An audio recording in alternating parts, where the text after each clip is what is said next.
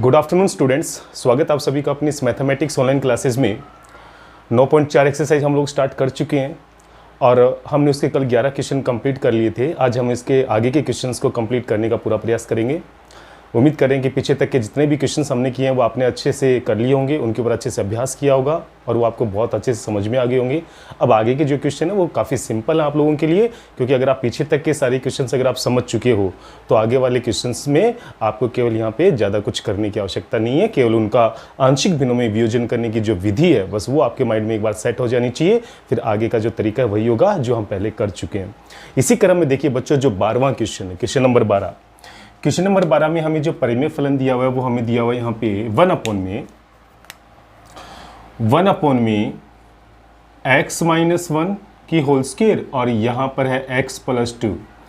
आप देखेंगे बच्चों यहाँ पे कि जो x - 1 की होल स्क्वायर आने का सीधा सा मतलब है यहाँ पे कि इस गुणनखंड की यहाँ पे पुनरावृत्ति हुई है। कहने का मतलब इस परिमेय फलन का जो हर है वो पुनरावृत्ति का गुणनखंड है। तो देखिए बच्चों, यहाँ पे जब भी पुनरावृत्ति के गुणनखंड हमें हर में प्राप्त होते हैं, हम उनका आंशिक भिन्न में वियोजन कैसे करेंगे? पहले तो हम इसको सिंगल घात के रूप में लिखेंगे, तो ये आ जाएगा a/x - 1 की सिंगल घात। उसके बाद में देखिए बच्चों b/x - 1 की डबल घात, और जो तीसरा गुणनखंड यहाँ रह गया उसके लिए हम लोग इस्तेमाल करेंगे c/x + 2। तो देखा बच्चों, यहाँ पे ये आ जाएगी समीकरण नंबर 1।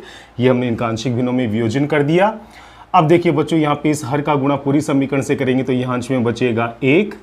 यहाँ पर देखिए बच्चों a के गुणांक के रूप में क्या आएगा? a के गुणांक के रूप में देखिए x - 1 से स्क्वायर कैंसिल हो जाएगी, तो यहाँ पर आ जाएगा आपके पास x - 1 इंटू में x + 2। b के गुणांक के रूप में क्या आ जाएगा? यहाँ पे b के गुणांक के रूप में यहाँ पर केवल आने वाला है x + 2 प्लस c के गुणांक के रूप में यहाँ पर आ जाएगा x - 1 की होल स्क्वायर। देखिए बच्चों, यहाँ पे हम लोग x के अलग अलग वैल्यूज के लिए a b c का मान निकालेंगे। देखिए बच्चों, सबसे पहले मैं यहाँ पे x बराबर 1 लेने पर यहाँ पे a अचर राशि और c का मान जो है वो 0 हो जाएगा और यहाँ से b की वैल्यू निकल के आएगी। और एक बार बच्चों हम यहाँ पे लेके चलेंगे x बराबर -2 लेने पर। ऐसा करने पर a और b दोनों 0 हो जाएंगे और यहाँ से मान निकल के आएगा c का। तो देखिए बच्चों, लेफ्ट हैंड साइड चूंकि x पे डिपेंड नहीं कर रही है इसलिए यहाँ पे तो 1 ही आएगा, और x बराबर 1 यहाँ रखेंगे तो ये 0 हो जाएगा, यहाँ रखने पर ये 0 हो जाएगा, तो यहाँ पर आएगा 3b। तो यहाँ से जो b का मान है वो निकल के आएगा 1/3। कितना आएगा यहाँ से? 1/3। अब देखिए बच्चों, x बराबर -2 रखेंगे यहाँ पर, तो यहाँ पे तो है 1, -2 रखने पर ये 0 हो जाएगा और ये 0 हो जाएगा, तो यहाँ पे c के गुणांक में आ जाएगा आपके पास -2 और -1 यानी -3 का वर्ग होता है +9, तो यहाँ से c का मान आ जाएगा 1/9। तो देखा बच्चों, यहाँ से c का मान क्या आएगा? 1/9। देखिए बच्चों, इस विधि से हम केवल यहाँ पे b और c का ही मान निकाल सकते हैं। a का मान निकालने के लिए हमें दोनों तरफ x के गुणांकों की करनी पड़ेगी तुलना। तो आप देखेंगे बच्चों, यहाँ पे x के गुणांक की तुलना हम किस प्रकार से करेंगे? x² के गुणांक की तुलना कर रहा हूँ बच्चों मैं दोनों तरफ, तो यहाँ पर x² के गुणांकों की तुलना कर रहे हैं।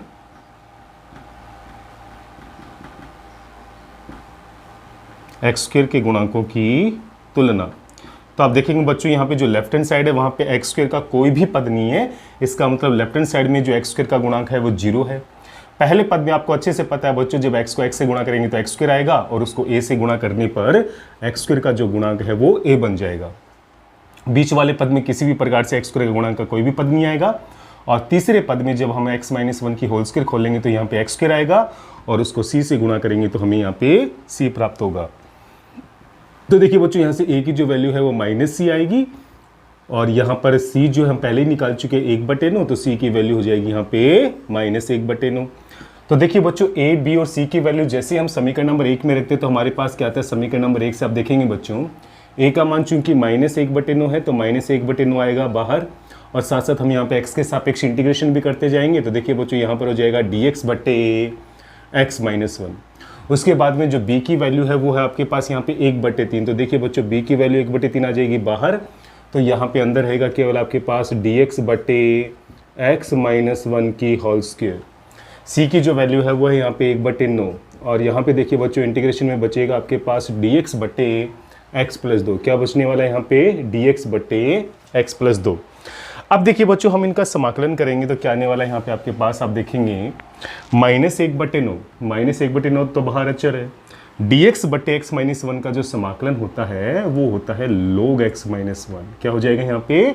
log x - 1। 1/3 यहाँ पे अचर राशि है, 1/3 यहाँ पे अचर राशि है, और यहाँ पे जो 1/x - 1 की होल स्क्वायर है इसका इंटीग्रेशन 1/x² के फॉर्मूले से होगा, जो कि -1/x होता है, इसलिए यहाँ पे आ जाएगा माइनस, और x के स्थान पे यहाँ पे आ जाएगा x - 1, और ये हम पहले भी कर चुके हैं। आगे देखिए बच्चों, यहाँ पे प्लस का 1/9 यहाँ पे अचर राशि है, और यहाँ पे आगे वाला जो पद है dx/x+2 इसका इंटीग्रेशन हो जाएगा log x+2, और यहाँ पर हो जाएगा प्लस का c। तो आप देखेंगे बच्चों, पहले और तीसरे पद में से यहाँ पर 1/9 कॉमन आ रहा है, तो क्या बचेगा, यहाँ पे तो बचेगा हमारे पास log x+2, और यहाँ बचेगा माइनस का log x - 1, और माइनस का 1/3 x - 1 और प्लस का c। तो देखिए बच्चों, यहाँ पर आएगा 1/9, और दोनों लोग के बीच में चूंकि माइनस का चिन्ह है इसलिए यहाँ पर ये आ जाएगा x+2/x - 1, और माइनस का 1/3 x - 1 और प्लस का यहाँ पे आने वाला है c। तो देखा बच्चों, काफ़ी आसान क्वेश्चन है, ऐसा क्वेश्चन हम पहले भी कर चुके हैं, और यहाँ पे आंशिक भिन्न में वियोजन करके हम इनका आंसर बहुत आसानी से। तो देखिए बच्चों, यहाँ पे क्वेश्चन नंबर 13 के अंदर हमें जो परिमेय फलन दिया हुआ है वो है यहाँ पे 1 - 3x/1 + x + x² + x³। देखिए बच्चों, यहाँ जो परिमेय फलन है वो उचित परिमेय फलन है, और हमें केवल इसके हर को गुणनखंड के रूप में कन्वर्ट करना है, जो कि हम लोग यहाँ पे बहुत आसानी से कर पाएंगे। देखिए बच्चों, अपने पास परिमेय फलन है 1 - 3x, 1 + x + x² और प्लस x³। देखिए बच्चों, किस प्रकार से इसके हर को हम लोग जो है वो गुणनखंड के रूप में कन्वर्ट करते हैं। स्टार्टिंग के दो पद में से यहाँ पे मैं 1 कॉमन लूँगा, तो मेरे पास यहाँ पे 1 + x ही आने वाला है। अगले दो पदों में से जैसे मैं यहाँ पे x² कॉमन लेता हूँ तो मेरे पास यहाँ पे 1 + x आने वाला है। तो देखिए बच्चों, यहाँ पे क्या आएगा, अंश में है 1 - 3x, और बट्टे में है यहाँ पे 1 + x। मैं दोबारा कॉमन लूँगा तो मेरे पास आ जाएगा 1 + x²। क्या आएगा मेरे पास यहाँ पे 1 + x²। तो देखा बच्चों आपने, हमारे पास यहाँ पे दिया गया परिमेय फलन जो है वो यहाँ पे इसका जो हर है वो गुणनखंड के रूप में हमने कन्वर्ट कर दिया, जिसमें हमारे पास एक तो एक घाती गुणनखंड आया है, रेखी गुणनखंड जिसको हम बोलते हैं, और एक हमारे पास द्विघाती गुणनखंड आया है। तो देखिए बच्चों, इनको आंशिक भिन्नों में बदलने का जो नियम है वो हम पहले भी पढ़ चुके हैं। देखिए बच्चों, एक घाती यहाँ पे जो रेखी गुणनखंड है उसके लिए तो हम इस्तेमाल करते हैं अचर राशि a/1 + x। और देखिए बच्चों, यहाँ पे जो द्विघाती गुणनखंड आया, चूंकि इसके टुकड़े संभव नहीं है, पहले हमें ये चेक करना पड़ेगा, चूंकि इसके टुकड़े संभव नहीं है और ये द्विघाती गुणनखंड है, इसलिए इसको लिखने का जो तरीका होगा वो होगा bx + c। और ये मैं आपको नियम के अंतर्गत बता चुका हूँ कि द्विघाती गुणनखंड अगर उसके टुकड़े संभव नहीं हो और अगर a अचर राशि पहले इस्तेमाल कर ली जाए तो उसको लिखने का तरीका होगा bx + c। अगर b भी इस्तेमाल कर ली जाए तो उसको लिखने का तरीका होगा cx + d। तो देखिए बच्चों, यहाँ पर आएगा bx + c बट्टे में 1 + x², और ये इसका आंशिक भिन्नों में हो गया वियोजन, और ये होगी यहाँ पे समीकरण नंबर 1। अब आगे का तरीका बच्चों सेम रहेगा। यहाँ पे इस हर का गुणा पूरी समीकरण से करेंगे तो अपने पास अंश में क्या बचने वाला है, यहाँ पे अंश में अपने पास आएगा 1 - 3x। क्या आएगा यहाँ पे 1 - 3x। अब देखिए बच्चों, a के गुणा के रूप में क्या आएगा, a के गुणा के रूप में यहाँ पर आ जाएगा 1 + x², और bx + c के गुणांक के रूप में आप देखेंगे बच्चों यहाँ पे 1 + x आएगा। क्या आएगा यहाँ पे 1 + x आएगा। ये हो जाएगी बच्चों यहाँ पे समीकरण नंबर 2। अब आप देखेंगे बच्चों, जैसे मैं यहाँ पे x का मान -1 रखता हूँ, इस समीकरण नंबर 2 में x का मान -1 रखने पे ये पूरा पार्ट 0 हो जाएगा, और यहाँ पे अचर राशि a का मान निकलेगा। लेकिन बाकी वैल्यूज b और c की वैल्यूज निकालने के लिए हमें यहाँ पे अचर राशियों का माफ कीजिए x के गुणांकों की करनी पड़ेगी तुलना। तो x बराबर -1 रखने पर, तो देखिए बच्चों, x बराबर -1 रखने पर क्या होगा, हमारे पास यहाँ पर हो जाएगा ये प्लस का 3 और 1 ही हो जाएगा यहाँ पे 4। यहाँ पर देखिए बच्चों, -1 रखने पे ये पूरा पार्ट हो जाएगा 0, -1 का वर्ग +1 होता है, 1 और 1 हो जाएगा 2, तो यहाँ पे आने वाला है 2a। तो देखिए बच्चों, यहाँ से हमें जो a का मान प्राप्त होगा वो 4/2 यानी कि 2 प्राप्त होगा। तो यहाँ से a का मान कितना प्राप्त होगा, 2।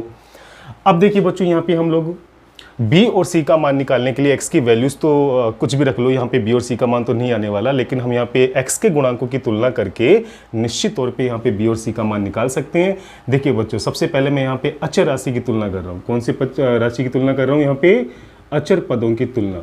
आप देखेंगे अचर पदों की जब मैं यहाँ पे तुलना करता हूँ तो मेरे पास देखिए बच्चों, यहाँ पे क्या आएगा, लेफ्ट हैंड साइड में जो अचर पद है वो दिया हुआ है 1। लेफ्ट हैंड साइड में जो अचर पद है वो हमें दिया हुआ है 1, राइट हैंड साइड में देखिए बच्चों, जब a को 1 से गुणा करूंगा तो मेरे पास यहाँ पे अचर पद a आएगा। अचर पद का मतलब जो x से विहीन हो, जिसमें x का कोई भी पद नहीं हो। उसके बाद में देखिए बच्चों, जब मैं c को 1 से गुणा करूंगा तो मेरे पास आएगा यहाँ पे c। मेरे पास यहाँ पे क्या आएगा, c यहाँ पे एक अचर पद हो जाएगा। इसके अलावा इससे राइट हैंड साइड में आप जब सारे पदों को गुणा करोगे तो x से विहीन पद यानी कि जो अचर पद है वो आपको केवल 2 ही मिलने वाले हैं, वो होगा a प्लस सी। तो देखिए बच्चों, हम यहाँ से a का मान पहले निकाल चुके हैं 2, तो क्या आएगा आपके पास 1 बराबर 2 प्लस सी।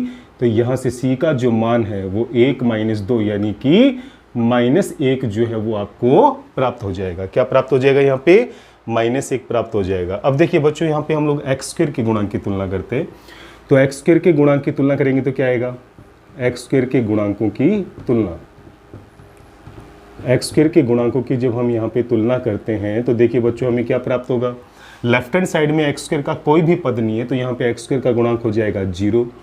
राइट हैंड साइड में देखिए बच्चों, जब मैं a को एक्स स्क्वायर से गुणा करूंगा तो मेरे पास a एक्स स्क्वायर यानी एक्स स्क्वायर का गुणांक यहाँ पे a आएगा। bx को जब मैं x से गुणा करूंगा तो मेरे पास b एक्स स्क्वायर यानी यहाँ पे एक्स स्क्वायर का गुणांक जो है वो b आएगा। और मेरे पास यहाँ पे एक्स स्क्वायर के गुणांक में कोई भी पद नहीं आने वाला। तो देखिए बच्चों, यहाँ से जो b की वैल्यू है वो -a प्राप्त होगी। तो यानी कि यहाँ से मुझे b का जो मान है, और a हम पहले ही निकाल चुके हैं 2, तो b का मान मुझे प्राप्त हो जाएगा यहाँ पे -2। तो देखा बच्चों, हमने किस प्रकार से यहाँ पे x की वैल्यू के संगत a का मान निकाला और अचर पद और एक्स स्क्वायर के गुणांक की तुलना करके हमने यहाँ पे b और c का मान बहुत आसानी से निकाल लिया। अब देखिए बच्चों, a b c के ये जो मान है वो मैं रखूंगा समीकरण नंबर 1 में और हम कर देंगे इनका समाकलन। तो देखिए बच्चों, a का जो मान है वो हमें दिया हुआ यहाँ पे 2, हमें क्या दिया हुआ यहाँ पे 2, और बट्टे में है यहाँ पे 1 प्लस x, और इनका करना पड़ेगा हमें x के सापेक्ष समाकलन। bx प्लस सी में देखिए बच्चों, b की जो वैल्यू है वो अपने पास यहाँ पे -2, तो ये आ जाएगा यहाँ पे -2x, और c की वैल्यू है -1, और बट्टे में आपके पास आएगा यहाँ पे 1 प्लस एक्स स्क्वायर, और यहाँ पर आ जाएगा dx, क्योंकि हमें इसका x के सापेक्ष समाकलन करना है। अब देखिए बच्चों, यहाँ पर क्या आने वाला है, यहाँ पे 2 तो अचर राशि है वो तो इंटीग्रेशन से बाहर आएगा, यहाँ बचेगा dx बट्टे 1 प्लस एक्स।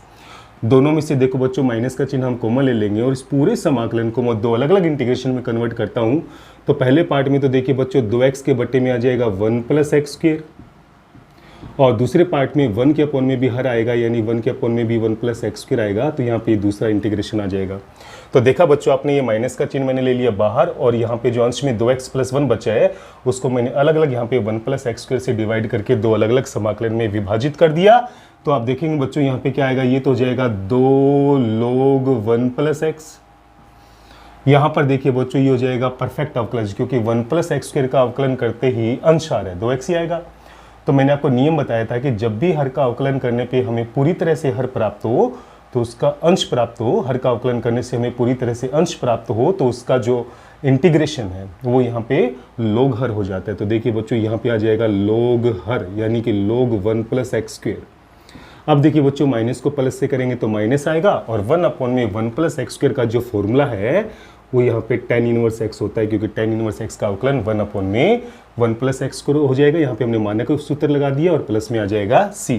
तो देखिए बच्चों, यहाँ पे इसको हम थोड़ा और भी सोल्व कर सकते हैं। यहाँ पे इसको सोल्व करने का तरीका देखिए बच्चों, आगे क्या होगा, यहाँ पे जो log से पहले घात, ये जो पद दिया हुआ है 2, ये यहाँ पे 1 प्लस एक्स की होल स्क्वायर के रूप में चला जाएगा गुणधर्म के अनुसार। तो यहाँ पे आएगा 1 प्लस एक्स की होल स्क्वायर, और यहाँ पर है माइनस का log 1 प्लस एक्स स्क्वायर, और यहाँ पर देखिए बच्चों, यहाँ पर है माइनस का tan इनवर्स x, और प्लस में आ जाएगा यहाँ पे c। अब देखिए बच्चों, log के गुणधर्म से अगर इनके बीच में माइनस का चिन्ह आ रहा है तो log के आगे के जो भी पद है वो आ जाएंगे भाग में। तो देखिए बच्चों, फाइनल सॉल्यूशन क्या आएगा, यहाँ पे 1 प्लस एक्स की जो होल स्क्वायर है वो तो अंश में रहेगा, और इसके भाग में यहाँ पे आ जाएगा 1 प्लस एक्स स्क्वायर, यहाँ पे बट्टे में क्या आ जाएगा 1 प्लस एक्स स्क्वायर, और आगे देखिए बच्चों, माइनस का tan इनवर्स x रहेगा एज इट इज, माइनस का tan इनवर्स x रहेगा एज इट इज, और प्लस का हो जाएगा c। तो देखा बच्चों, हमने किस प्रकार से इसका आंसर जो है प्राप्त किया। बस आप इसका, आपके लिए जो नई बात यहाँ पे इस क्वेश्चन में आई है, यहाँ पे आपको एक द्विघाती गुणनखंड देखने को मिला है, जिसको यहाँ पे हमें आंशिक भिन्नों में वियोजित करने के लिए bx प्लस c का रूप का इस्तेमाल करना पड़ा है। तो इस क्वेश्चन को आप थोड़ा ध्यान से करिएगा, लेकिन इसमें ये तभी संभव होगा बच्चों जब यहाँ पे ये जो द्विघाती गुणनखंड है इसके टुकड़े संभव नहीं हो। अगर इसके टुकड़े संभव होंगे तो ये रेखीय गुणनखंड में कन्वर्ट होके पूर्ववर्ती विधि से हम इसको तो देखिए बच्चों यहाँ पे क्वेश्चन नंबर 14 हमें दिया हुआ है 1 प्लस एक्स स्क्वायर बटे एक्स की घात 5 माइनस एक्स। तो देखिए बच्चों यहाँ पे जो परिमेय फलन है वो उचित परिमेय फलन है, हमें केवल इसके हर को गुणनखंड के रूप में बदलना होगा, जिसके लिए देखिए बच्चों हम कौन सा तरीका इस्तेमाल करेंगे। अंश में है 1 प्लस एक्स स्क्वायर और बट्टे में है यहाँ पे एक्स की घात 5 और माइनस का एक्स। तो देखिए बच्चों यहाँ पे अंश में तो रहेगा 1 प्लस एक्स स्क्वायर और यहाँ पर देखिए बच्चों हर के अंदर हमें क्या करना होगा, दोनों ही पदों में से एक्स कॉमन आ रहा है तो यहाँ बचेगा एक्स की घात 4 माइनस 1। अब देखिए बच्चों यहाँ अंश में आएगा 1 प्लस एक्स स्क्वायर, यहाँ पे देखिए बच्चों x इंटू में x की घात 4 को हम लिख सकते हैं एक्स स्क्वायर की होल स्क्वायर माइनस 1 को लिख सकते हैं 1 की स्क्वायर। बच्चों यहाँ रहेगा अंश में 1 प्लस एक्स स्क्वायर और बट्टे में देखिए बच्चों x के साथ यहाँ पे जो a square minus B square का फॉर्मूला लगाएंगे तो यहाँ पे देखिए बच्चों अपने पास आएगा एक्स स्क्वायर प्लस 1 और यहाँ पर आ जाएगा एक्स स्क्वायर माइनस 1। तो अब देखेंगे बच्चों एक्स स्क्वायर प्लस 1 से तो ये एक्स स्क्वायर प्लस 1 हो जाएगा कैंसिल और हमारे पास यहाँ बचेगा 1 अपॉन में एक्स इंटू में एक्स स्क्वायर माइनस 1। अब देखिए बच्चों अंश में यहाँ पर अभी भी 1/1 दिया हुआ है और हर में जो x है उसके बाद यहाँ पे जो एक्स स्क्वायर माइनस 1 दिया हुआ है बच्चों इसके दोबारा फैक्टर हो जाएंगे, इसको हम लिख सकते हैं x माइनस 1 इंटू में x प्लस 1। तो यहाँ पे एक्स स्क्वायर माइनस 1 के दोबारा फैक्टर करेंगे क्योंकि 1 को मैं 1 की स्क्वायर लिख सकता हूँ तो यहाँ पे a square minus B square का फॉर्मूला फिर अप्लाई हो जाएगा, a माइनस बी इंटू में a प्लस बी।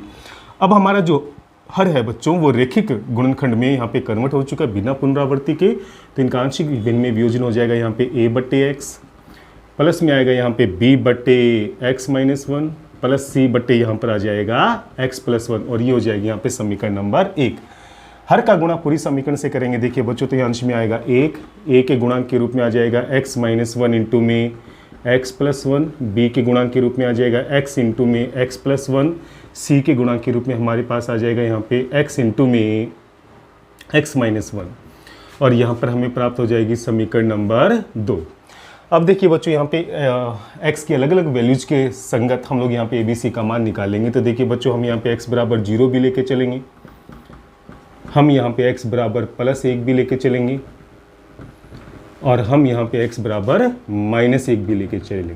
तो देखिए बच्चों इन तीनों ही राशियों के संगत हम लोग यहाँ पे ABC का मान किस प्रकार से निकालेंगे। x बराबर 0 रखेंगे, देखिए बच्चों लेफ्ट हैंड साइड में यहाँ 1 रहेगा, x बराबर 0 रखने पर यहाँ पर a का जो गुणांक है वो माइनस 1 आएगा तो यहाँ से a का मान आ जाएगा माइनस 1।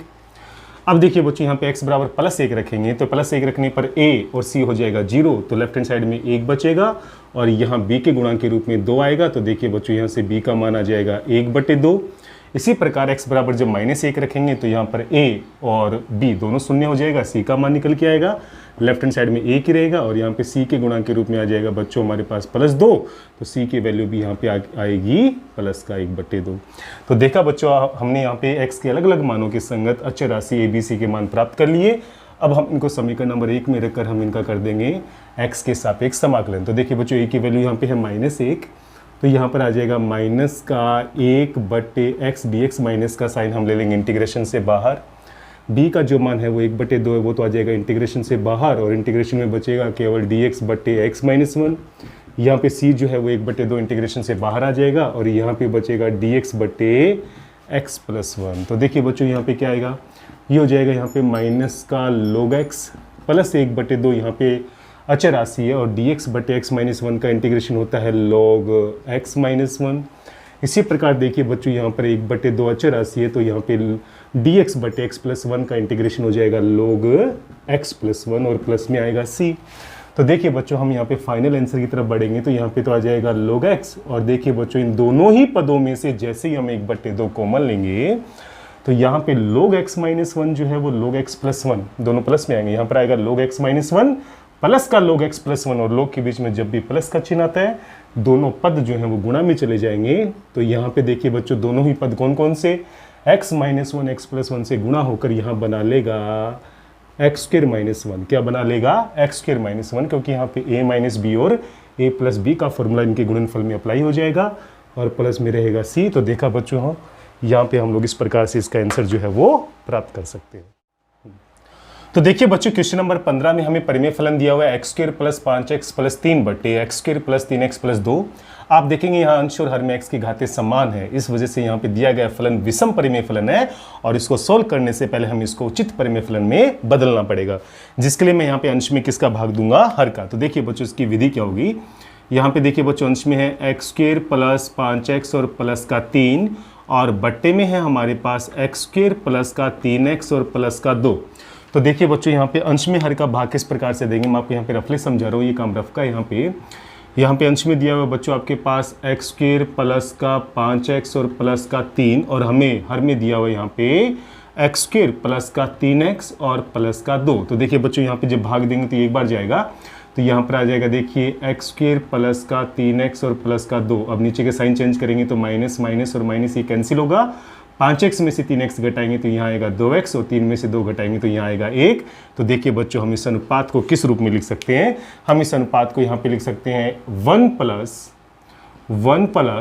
2x प्लस 1 बटे एक्स स्क्वायर प्लस में 3x और प्लस का 2। तो इस रूप में बच्चों हम यहाँ पे इसको लिख सकते हैं। अब देखिए बच्चों यहाँ पे ये जो परिमेय फलन यहाँ पे हमें प्राप्त हुई है भाग देने के बाद, ये यहाँ पे उचित परिमेय फलन है, परंतु इसका जो हर है वो अभी भी गुणनखंड के रूप में नहीं है।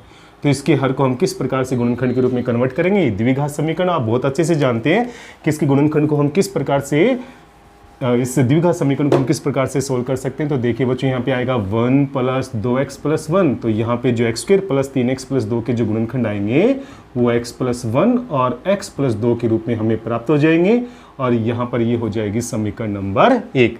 तो देखा बच्चों हमने यहाँ पे अंश में हर का भाग देकर हम इसको उचित परिमेय फलन में हम इसको कन्वर्ट करेंगे, उसके बाद में इसके हर के भी गुणनखंड करके यहाँ पे 2 रेखिक गुणनखंड हम लोग प्राप्त कर लेंगे।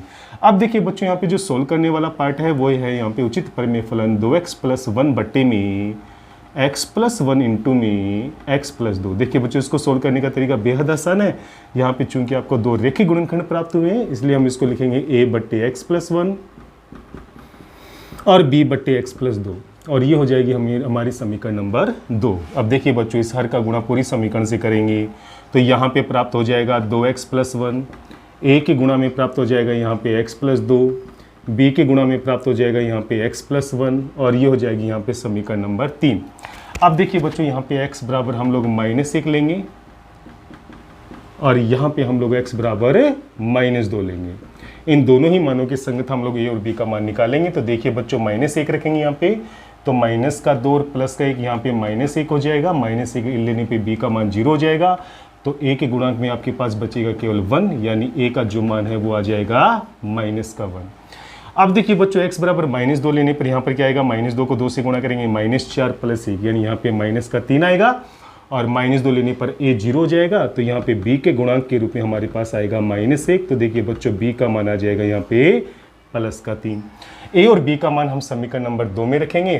तो देखिए बच्चों अपने पास क्या आएगा, समीकरण नंबर 2 से अपने पास वैल्यूज आ जाएगी यहाँ पे 2x प्लस 1 बट्टे x प्लस 1 इंटू में x प्लस 2 वाले परिमेय फलन का जो मान है वो हमें प्राप्त हो जाएगा a बट्टे यानी कि -1 बट्टे x प्लस 1, और b के स्थान पे यहाँ पे आ जाएगा 3 बट्टे x प्लस 2।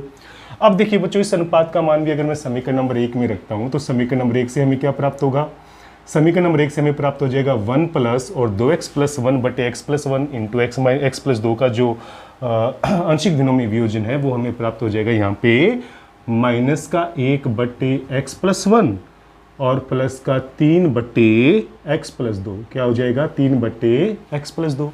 अब देखिए बच्चों हम इसका x के सापेक्ष कर देंगे समाकलन, तो x के सापेक्ष में यहाँ पे 1 तो इंटीग्रेशन के अंदर रहेगा, यहाँ पर आ जाएगा dx, -1 बट्टे x प्लस 1 dx रहेगा यहाँ पे, और 3 चूंकि अचर राशि है वो समाकलन से बाहर आ जाएगी, और यहाँ बचेगा dx बट्टे x प्लस 2। तो आप देखेंगे बच्चों 1 का समाकलन x होता है, माइनस का यहाँ पे आ जाएगा log x प्लस 1, क्योंकि 1 बट्टे x प्लस 1 का इंटीग्रेशन log x प्लस 1 होगा। इसी प्रकार 3 के साथ यहाँ पे इंटीग्रेशन में आ जाएगा log x प्लस 2, और प्लस में यहाँ पे आएगा c।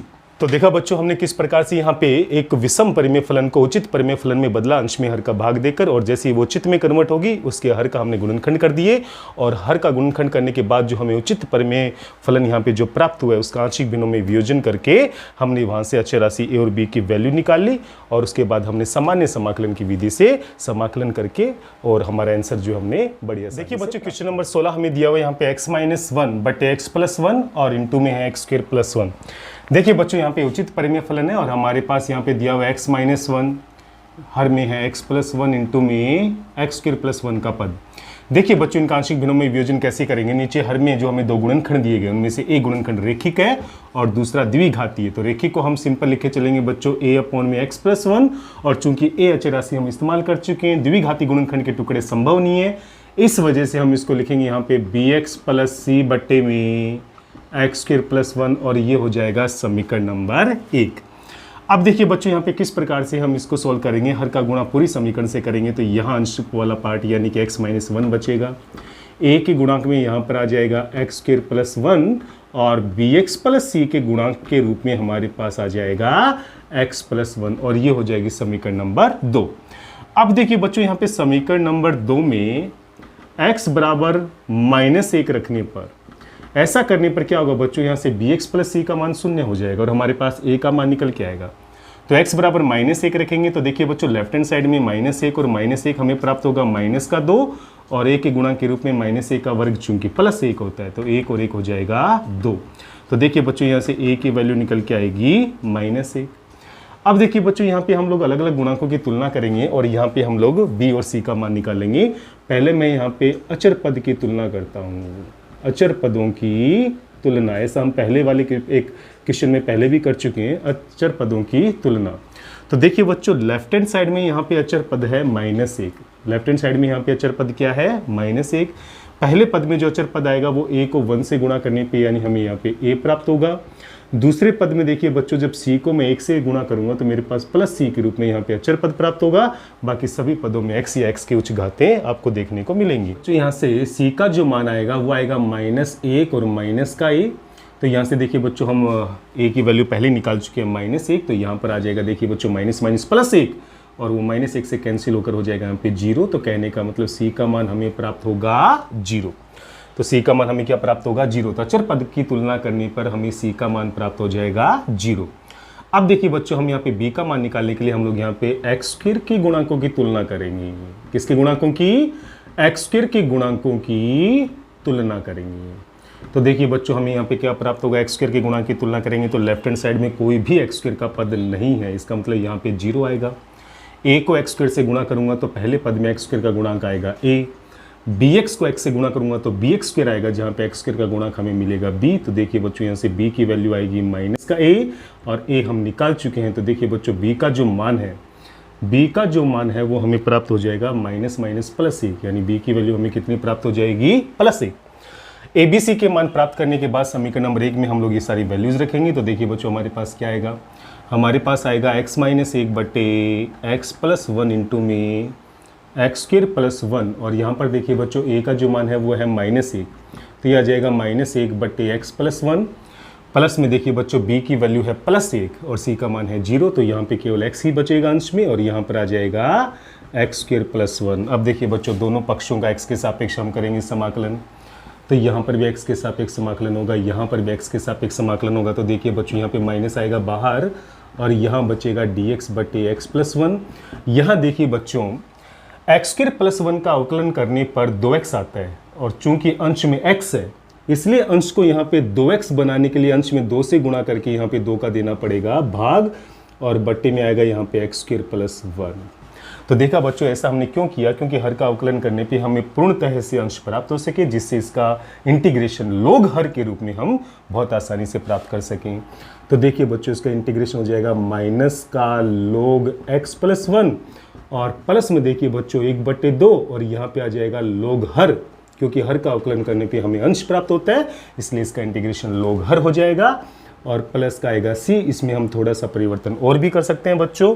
यहाँ पर ये जो घात, यहाँ पे जो 1/2 का पद है, ये लोग के आगे जो हमें पद दिया हुआ है उसके घात के रूप में चला जाएगा, और यहाँ पर कहीं ना कहीं 1/2 जो घात के रूप में जाएगा उसका मतलब रूट से भी होता है। तो यहाँ पे आएगा रूट एक्स स्क्वायर प्लस 1 का पद क्या आएगा, यहाँ पे 1/2 जो है वो लोग के आगे वाले पद के घात के रूप में चला जाएगा, यानी यहाँ पे लग जाएगा रूट, और माइनस का लोग एक्स जो है, माफ कीजिए, माइनस का लोग एक्स प्लस 1 जो है वो रहेगा एज इट इज, और प्लस में आएगा c। अब आप देखेंगे बच्चों, यहाँ पे दो लोग के बीच में चूंकि माइनस का चिन्ह है, इसलिए यहाँ पे ये दोनों ही पद जो है वो भाग में चले जाएंगे, और हमारा जो फाइनल आंसर है वो प्राप्त होगा लोग, अंश में आएगा रूट एक्स स्क्वायर प्लस 1।